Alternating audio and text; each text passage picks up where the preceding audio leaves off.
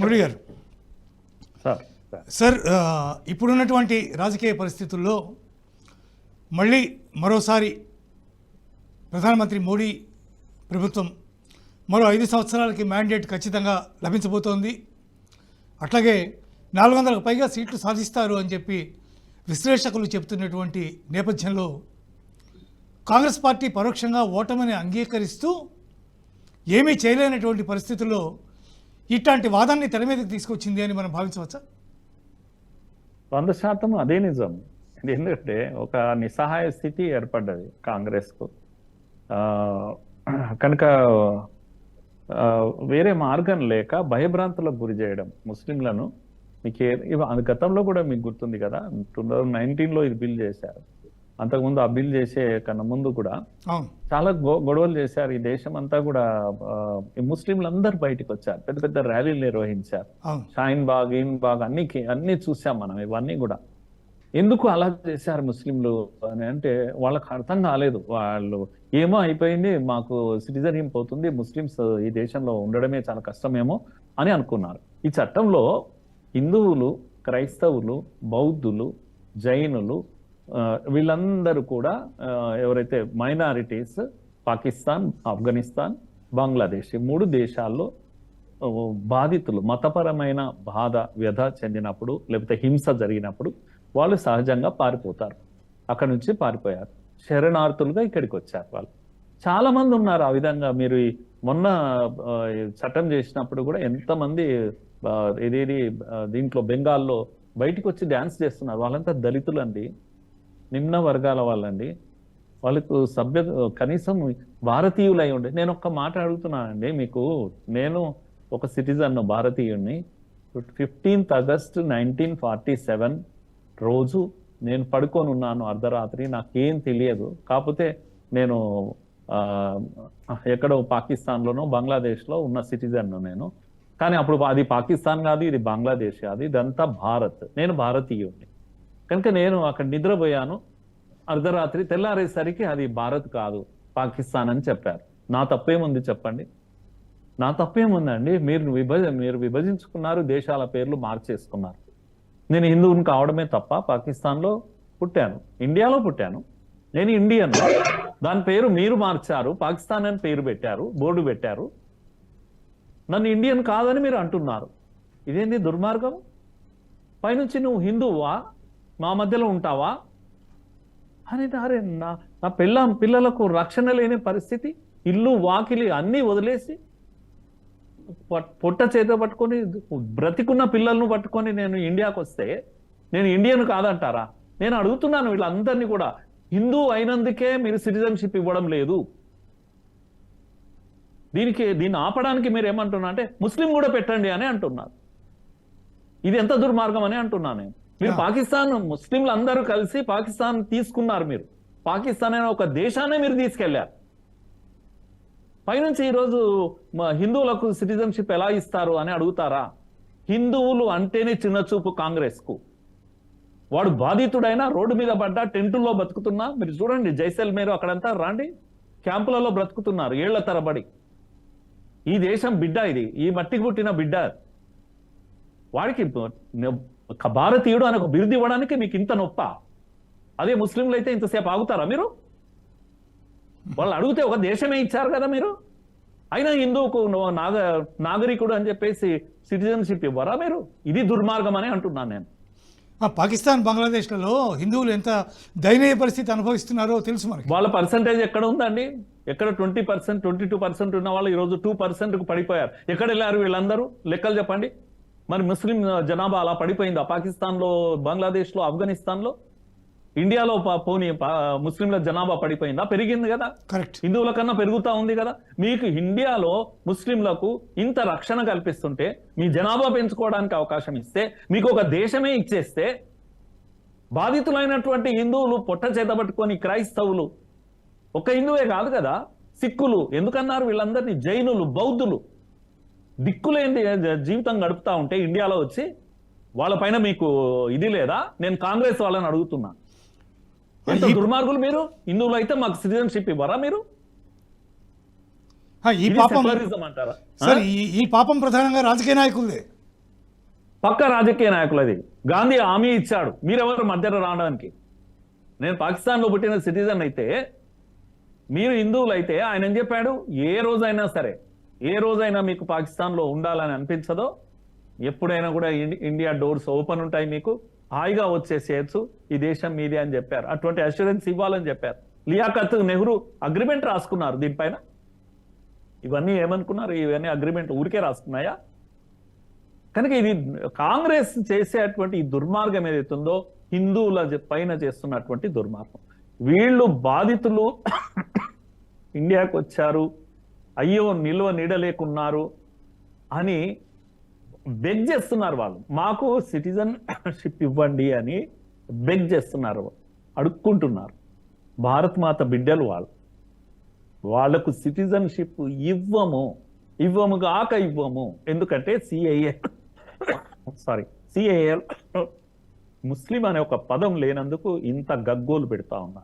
అందుకే నేను భారతీయులందరికీ, ముఖ్యంగా హిందువులందరికీ ఇది ఆలోచించమని చెప్తున్నా. కాంగ్రెస్ యొక్క దుర్మార్గం ఇది.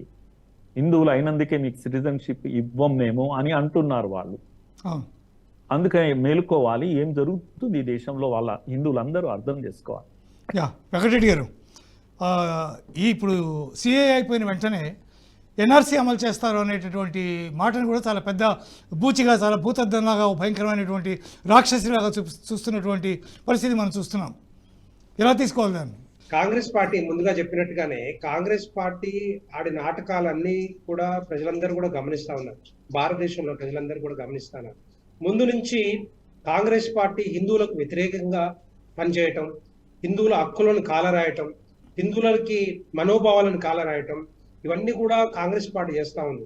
రీసెంట్ గా మనం చూసాం, అయోధ్య రామ మందిరం కట్టినప్పుడు మనం ఎప్పుడైతే 55 సంవత్సరాల నుంచి, మరి 500 సంవత్సరాల నుంచి వెయిట్ చేస్తున్న రామ మందిరాన్ని, భవ్యమైన రామ మందిరం కట్టించుకుంటుంటే దానికి ఇన్వైట్ చేసినా కూడా మరి కాంగ్రెస్ పార్టీ నుండి ఎవ్వరు కూడా రాలేదు. అది ఒక్కటి చూడొచ్చు మనం చెప్పాలంటే. కాంగ్రెస్ పార్టీ నాయకులు హిందువులకు వ్యతిరేకంగా ఎలా పనిచేస్తున్నారు, హిందూ దేవుళ్ళని ఎలా మరి ఇన్వైట్ చేసినా కూడా అక్కడ రాకుండా ఉండడం అనేది అందరూ కూడా గమనిస్తా ఉన్నారు. అది ఒకటే కాదు, ఎంతసేపు ఉన్నా కూడా హిందువుల ఓట్లు కావాలి, ముస్లింల ఓట్లు కావాలి, ముస్లింలు రెచ్చగొట్టాలి, హిందువుల ఓట్లు మాత్రం కావాలి. కానీ ముస్లింలు రెచ్చగొట్టి ఓట్లు ఎంచుకుంటారు. కానీ హిందువులు ఇప్పుడు గమనించాల్సింది ఏంటంటే, భారతదేశంలో ఉన్న హిందువులు ముఖ్యంగా కాంగ్రెస్ పార్టీ ఆడుతున్న నాటకాన్ని గమనించి అందరూ ఒకటై, మరి ఏ పార్టీ అయితే మరి హిందువుల గురించి ఆలోచిస్తుందో మరి ఆ పార్టీకి డెఫినెట్ గా మరి పట్టం కట్టాల్సిన పరిస్థితి ఉంది. ఇప్పుడు ఆ టైంలోనే మరి ఎప్పుడైతే మన స్వాతంత్రం వచ్చినప్పుడు 1947లో మత ప్రాతిపదికనగా 2 దేశాలు అంటే మన బంగ్లాదేశ్ కానీ పాకిస్తాన్ విడగొట్టినప్పుడు మరి ఇక్కడున్న ముస్లిమ్స్ కానీ అక్కడున్న ముస్లిమ్స్ కానీ వాళ్ళ ముస్లిమ్స్ చాలా దేశాలు ఉన్నాయి చెప్పాలంటే వెళ్ళడానికి. కానీ ఇక్కడికి వచ్చినాక కూడా వాళ్ళకు కూడా మనం పౌరసత్వం ఇస్తున్నాం. వెంకటరెడ్డి గారు, వాళ్ళెవరు అక్కడికి రానిరు, ఎవరు రానియరు. కానీ భారతదేశ ప్రజలు మాత్రం రానివ్వాలా?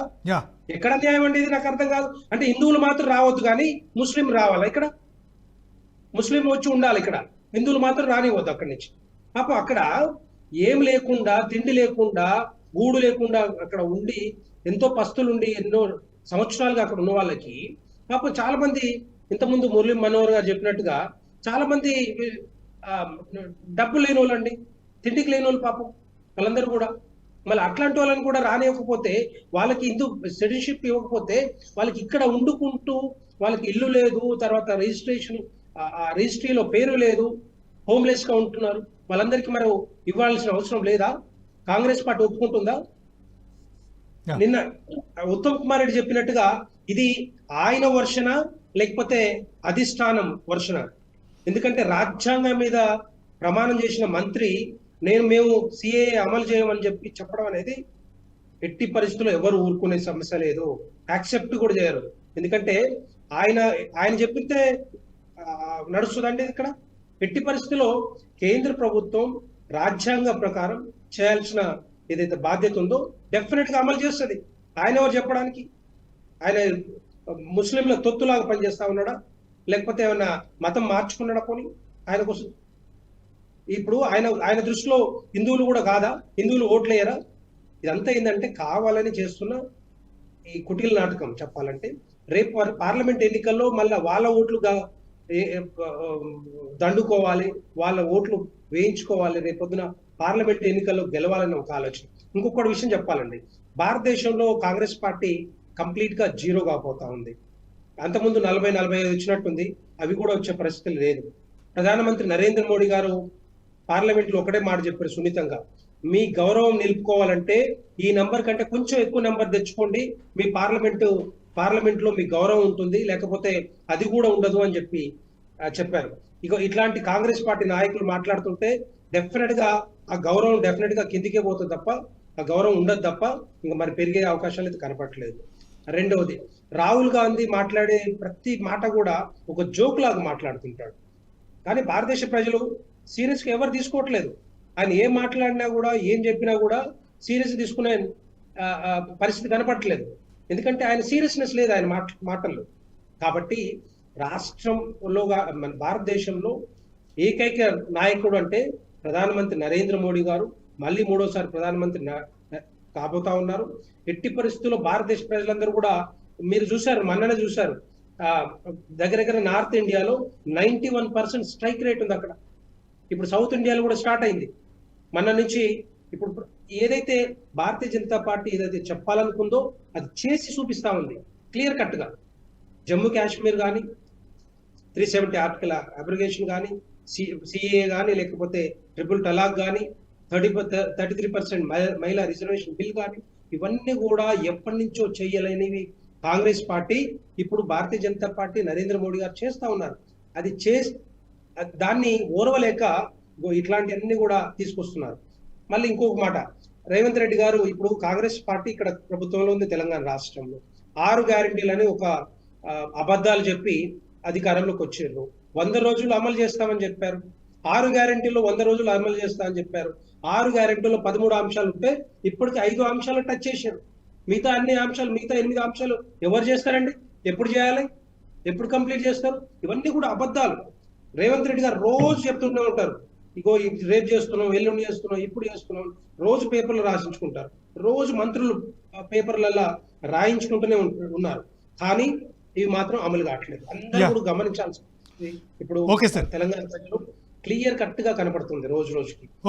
ఈ అబద్ధాల పుట్టని, అబద్ధాల కాంగ్రెస్ పుట్టని ఎట్టి పరిస్థితుల్లో తెలంగాణ ప్రజలు ఆదరించరని నేను అనుకుంటా ఉన్నాను. ఓకే వెంకటరెడ్డి గారు, ఈ వీడియో మీకు నచ్చినట్టయితే లైక్ చేయండి, 10 మందికి షేర్ చేయండి, అలాగే కామెంట్ల రూపంలో మీ అభిప్రాయాలను మాతో పంచుకోండి. Nationalist hub group of channels ను సబ్స్క్రైబ్ చేసుకుని తెలుగునాట జాతీయవాద జర్నలిజాన్ని ప్రోత్సహించండి. ఈ వీడియో కింద ఉన్న బెల్ ఐకాన్ పై క్లిక్ చేయడం మర్చిపోవద్దు.